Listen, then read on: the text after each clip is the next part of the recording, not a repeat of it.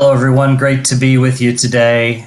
Thanks for joining, and hopefully we'll have a great conversation about the topic at hand, which is reaching and staying connected with the entire workforce. I know that sounds somewhat esoteric and magical title, but you'll find that magic is our middle name at ADM Communications. So welcome. My name is Brett Lutz. I'm the Vice President of Global Communications at ADM, and we'll talk a little bit about the company so you get a sense of who we are. I know that many of you don't think of ADM as a household name, and yet we're a company that probably is in your household, regardless of where you may be living. And then we're going to spend a lot of time talking about the convergence of both technology, business needs, and communication requirements, especially as we think about the workforce. I'll be using the scenario of COVID-19, which I know has been near and dear to many of our hearts in the communications world, to just give you a glimpse into how we're connecting with this workforce and continuing to grow our connections with the workforce, but then also give you a sense of the ways we're making sure that that technology drives true business outcome as we go forward. So without further ado, let me jump straight in here. ADM is a global food processing and nutrition company for both animal and human nutrition. And you can see here that our vision is and the fact that food is fundamental. And, we truly believe in the purpose that we unlock the power of nature to enrich the quality of life. And how we do that at ADM is we are one of the largest procurers of crops around the world. And we take those crops and we transform them into different types of end products, many of which go into human and animal nutrition. And I said that although we're not a household name, we're in many of your households because many of the products that we do produce go into the foods that are in your pantry or potentially the foods that are in your cupboard that are being used for your pets. And we're proud to be a part of that food value chain.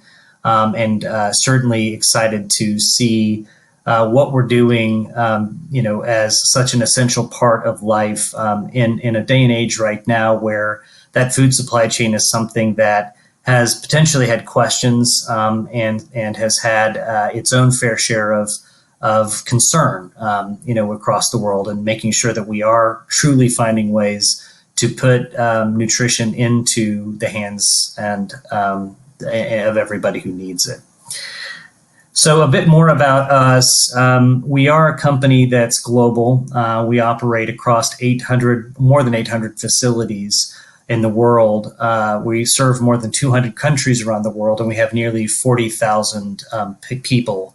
Many different languages. Most of our languages, as we think about how we communicate, it's really critical and important to us. And we do need to translate a fair bit of our content, which we'll talk a little bit about as I talk about technology and how that helps enable the process. But to reach those colleagues, all 40,000 colleagues, is no simple feat because it's not just about the number of facilities that they operate in. It's the fact that nearly 2/3 of the workforce are in what we call non-networked operational facilities. So they do not have a computer that they access on a day-to-day basis. They may be working in an operations role that would require them to do a lot of other things besides reading email or any other type of communication that we might typically see. And they typically might not also find their way into town halls and those types of forums that we think of when we consider traditional employee and colleague communications.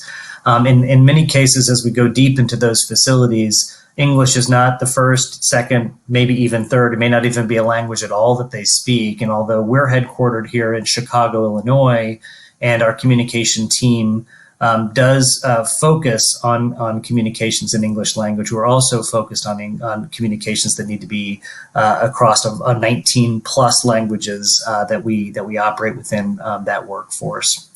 I won't get into the financials, only to say that the company is a Fortune 50, so we are one of the larger companies that do the work that we do, and we're proud to be in that spot. And we consider that to be a place that does really have an essential need that we're serving in the world. And as the COVID-19 pandemic has hit us, our workforce has continued to operate as an essential industry, which means that we've had to focus on the health and safety of our colleagues across the world, even as they're going to work, and they have been going to work since the very beginning of this. There have been some of us who are in office types of jobs that have been working remotely, which has also been an interesting challenge and has put a lot of our work to the test, which I'm sure is the same for many of you. And we've learned a lot through that as well. So what's it like to work remotely? What are the unique needs that are being served for the workforce at those periods of time? So we'll be talking about both sides of that equation, both how do we reach and continue to drive engagement with those people who are not in front of their laptop or email on a regular basis every day, and how are we continuing to engage and inform and keep people mentally and emotionally and physically well, in a pretty challenging time for all of us. So I start with just our COVID-19. Again, the scenario we'll play through here as the starting point, and I'll talk a bit about the broader context as we move along. But as we thought about COVID-19 communications, we really thought about how to approach it. I mean, I'll be honest, in the early stages of this, it was very reactive. We had to just decide what did people need to know and when, and make sure that we got that into hands of those that needed it. And you can say that on the left side of this model, our colleague health and safety globally was our first and primary priority. Because we had operations in Asia Pac and China specifically, we were in some ways lucky to have gone through COVID-19 at a very early stage and have learned a lot from those colleagues throughout that process.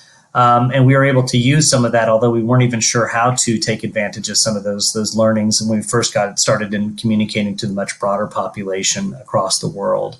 But that has been the primary focus and begins, at least the starting point pillar of all of our communication was focused internally towards those colleagues and making sure that we were reaching as many of them as possible to be able to keep them healthy and safe while we were operating the plants that we run, and certainly that we ran the offices and the other work areas that we needed to. And that support of the stability of the food value chain became, the immediate second priority. And as we looked at where we were going with, both what governments were allowing, what they weren't allowing, what they were expecting, what people needed, the food value chain became one of those top 2 or 3 industries that everybody was counting on. And, we play a role across that food value chain from, procuring those crops, processing into food, and then working with our customers, many of which are big name brands, to make sure that they were getting the valuable nutrients that they needed for human and animal nutrition. And it was really critical because we're such a large part of that, the middle of that food value chain, that we didn't allow anything to disrupt to the ability that we could. In our plants and facilities, and you may have heard stories about other types of processing facilities that were significantly impacted because of the proximity of the workforce. We were lucky that our workforce does not have to physically operate very close to each other. We have a lot of automation within our processing facilities, and because of that, we have had the opportunity to really practice social distancing to its fullest extent and ensure that our workforce, to the extent we can, remained, healthy throughout this process. Certainly, we've had in 40,000 employees across the world, our sense of having people who have contracted COVID-19. We've had, unfortunately, a couple of fatalities within the workforce. It's something that we've continued to focus on making sure that we're supporting those colleagues. Certainly the third piece is our reputation and purpose focus. And I think that, I put that as the third column here, but it really was underlying what we were doing, knowing that, this purpose that we do serve is critical. But as we looked both internally and externally, focusing on the right things and not trying to sell and not trying to sort of take advantage in some cases of a crisis moment in what we were doing was really critical to us. All of that was guided by, the different government health organizations in the different parts of the world that we operated in, holding the highest standard possible as we communicated.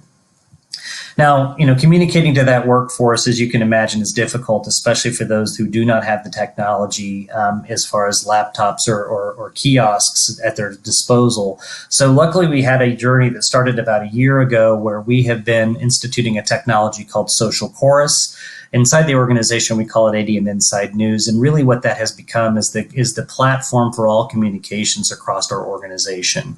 We're able to reach people through different channels, and the way I think about communications, and many of my team think about this, is that we will meet people where they are. We don't need to force somebody to look at our communication in one platform or another.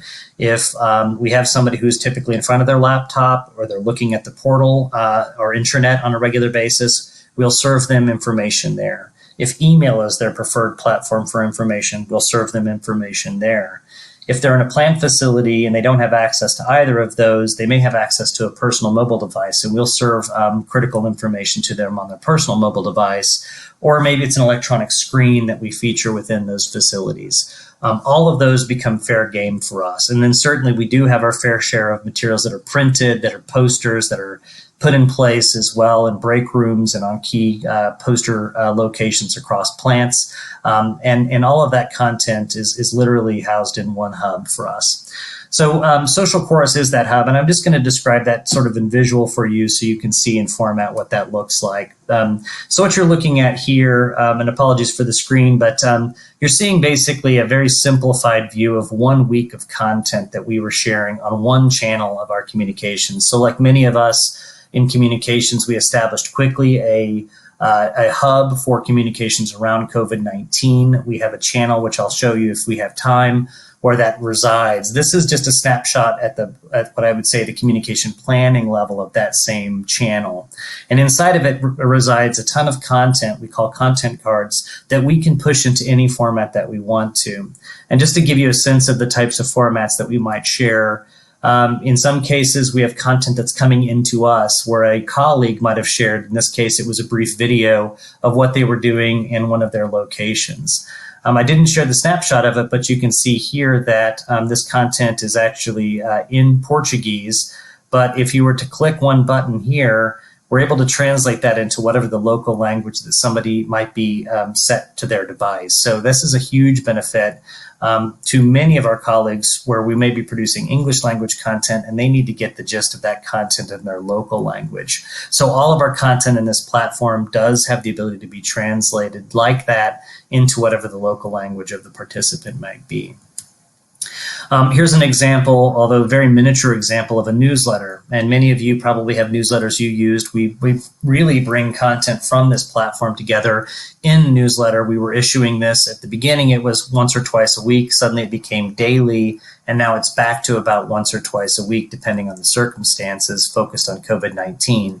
Really, it was a conglomeration of frequently asked questions and different articles that we shared in the platform, bundled together in a very easy way for somebody to get on their mobile device or email in order to get access to that piece of content in the platform.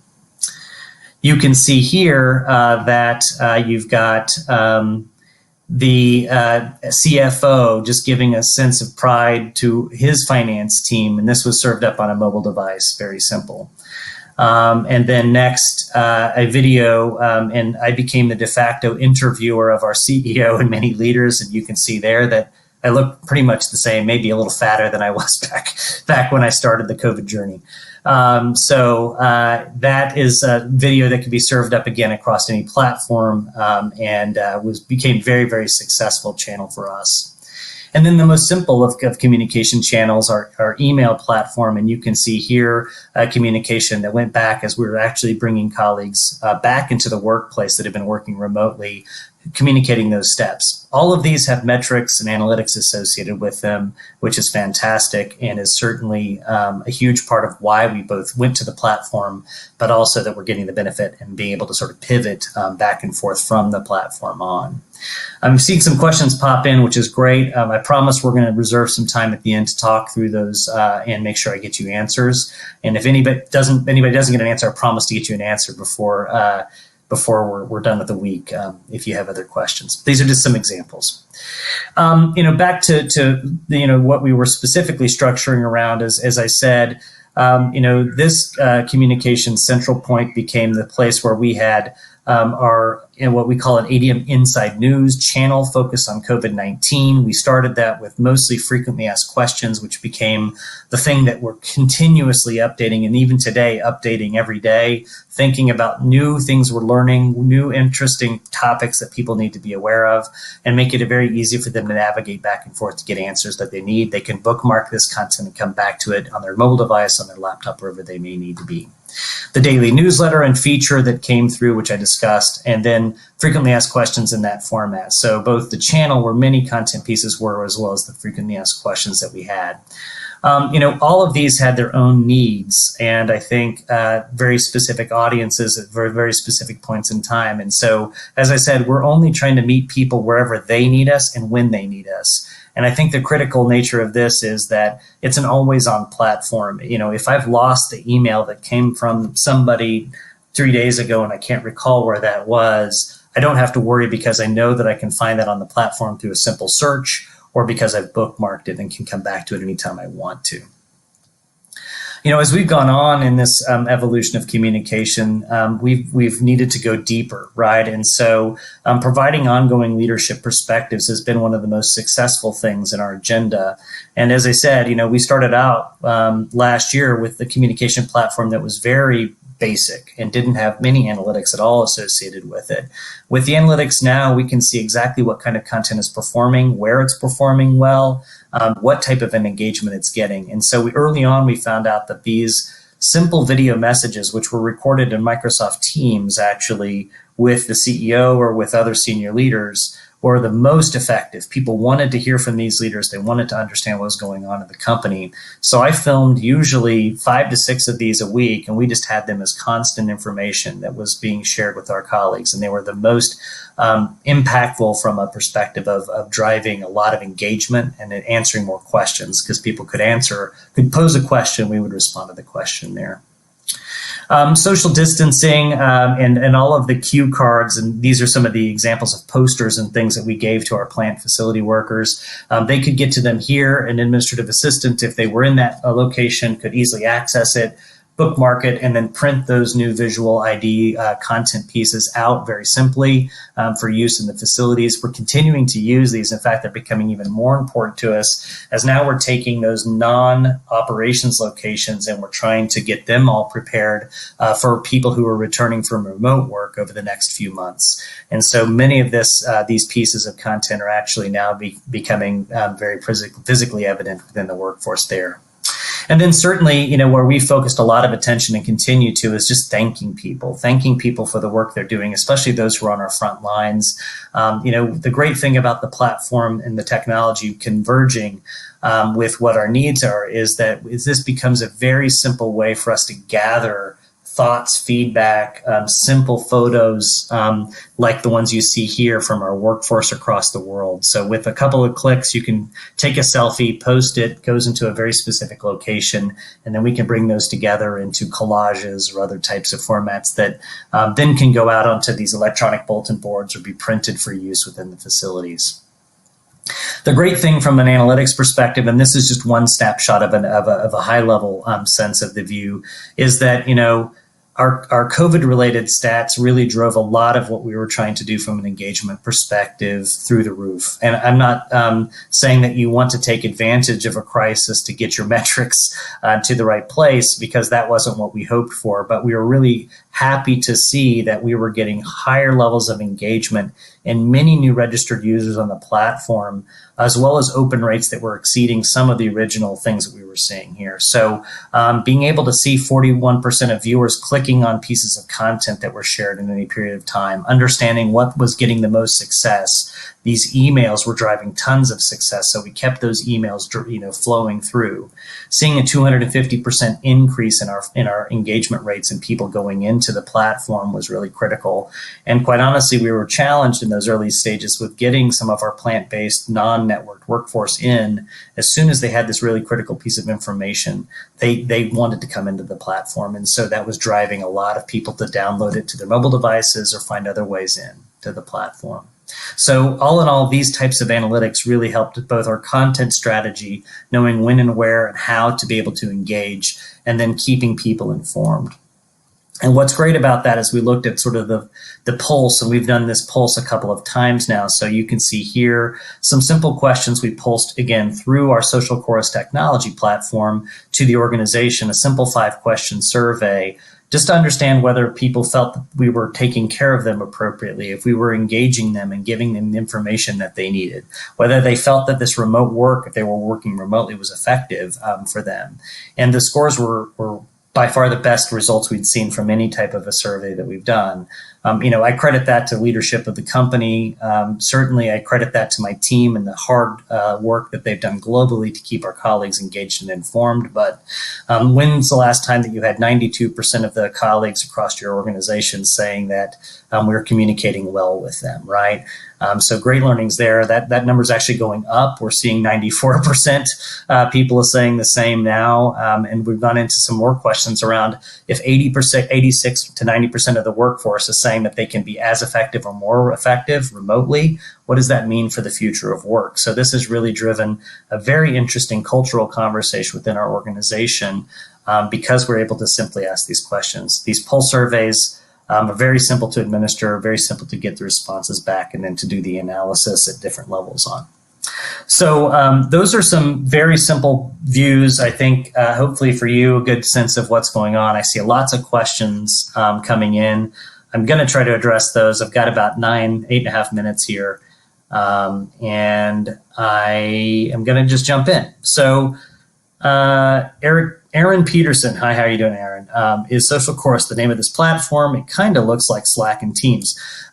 Yes, SocialChorus is the name of the platform. It has some features of what I would call collaboration software that you might look at in Slack and Teams, but is very much focused on news and communication, both multi-way communication with team members. If I get a moment here before we end, I'll just do a live snapshot so you can see how it's set up. But it's, again, it's sort of a combination of like a content management system in the back end where we can actually put all of the content together and then place it into any channel that we want to that has some sort of electronic connection point to it, or even some of those very rudimentary ones like posters. We can make sure that those are available for people for printing and posting. So it's a great technology that again has transformed the way we communicate and the way that we engage with our colleagues.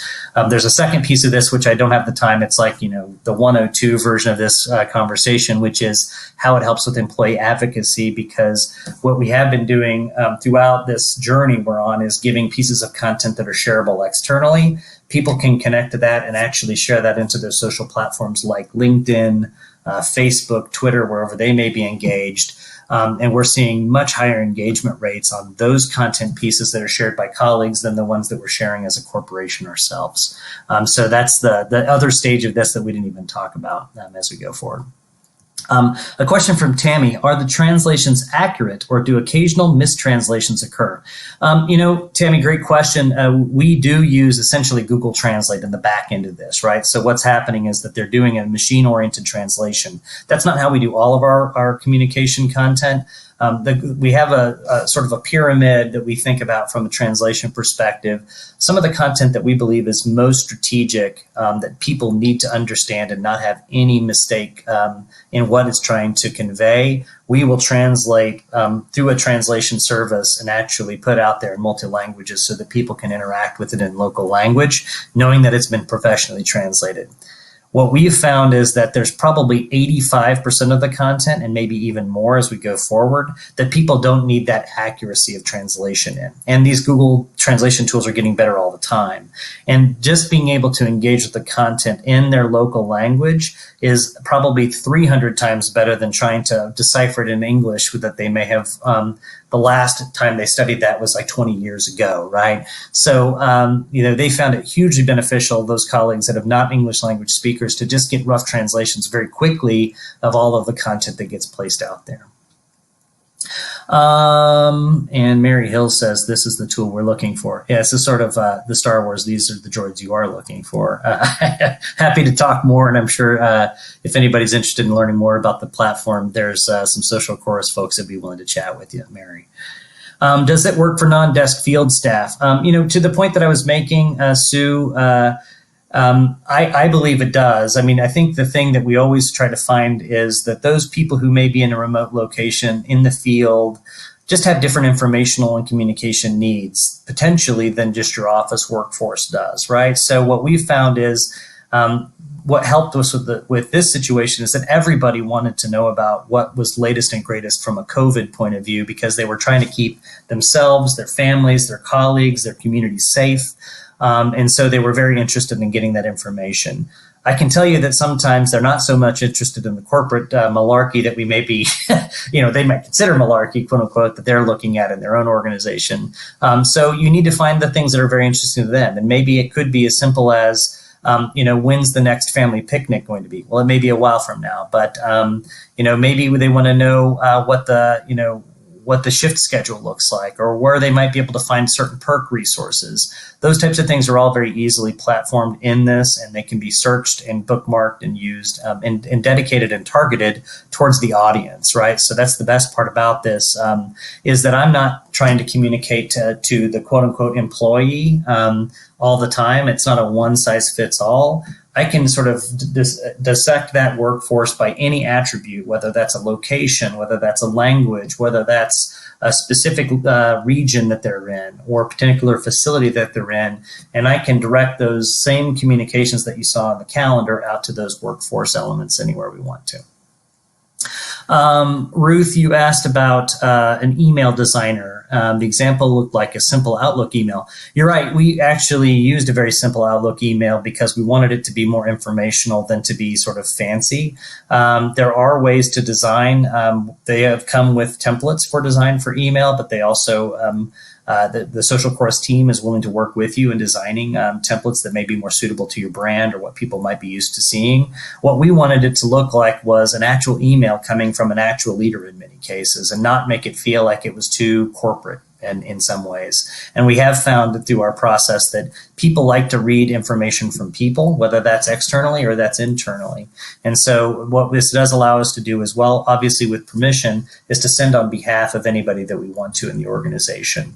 And that has been a big advantage to us as we communicate on behalf of the CEO or other senior leaders as we go forward.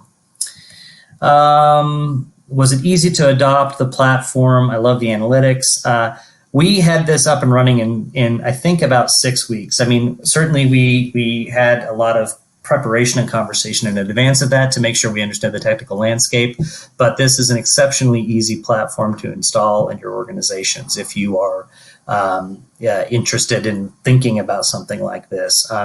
We were hoping to get, in many cases, like a 25% adoption rate, even in the physical workforce that sits in front of their laptops every day, because they needed to get into it and download it or connect to it or subscribe to a channel in some way, shape, or form to be registered within the platform.